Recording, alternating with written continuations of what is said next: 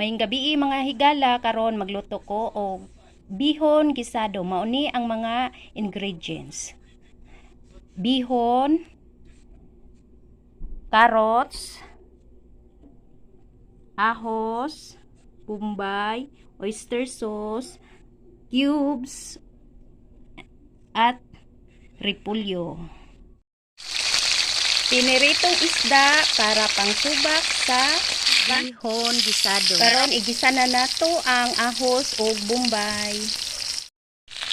Nya isunod paglunod ang isdang pinirito. Lunod na pud nako ang bihon og ang carrots. Akong gipino-pino pag-ayo ang carrots para makakaon og apil ang mga bata. Para makakaon pud sila og gulay. Gitimplahan na pud ni nako sa asin, cubes og toyo og ang oyster sauce. Hapit na jud maluto. Sa wala pa nag-subscribe, please subscribe.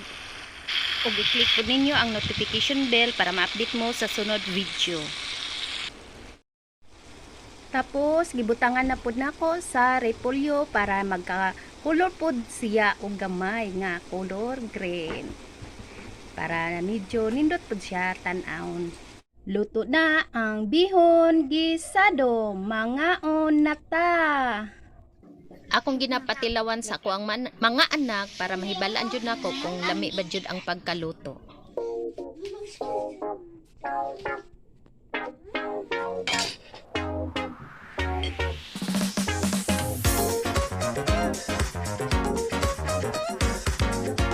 Nya, unsay kasulti?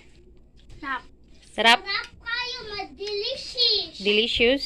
Delicious. Tilawi daw, Phil. Oh my gosh! Apil ko! Oh, apil ka sa judge. Apil ko. Oh, sige. Aha! So, walang gipasuan na wala ninyong judge. Nya, dili ato bang, Phil? Unsa may kasulti nimo? Lami kayo, delicious! Dito ato bang? Dili ka sa tubangan. Lami kayo, delicious! Very good. Ha? 10 and 100. 10 and 100. Perfect. Luto na ang bihon gisado. Mangaon na ta.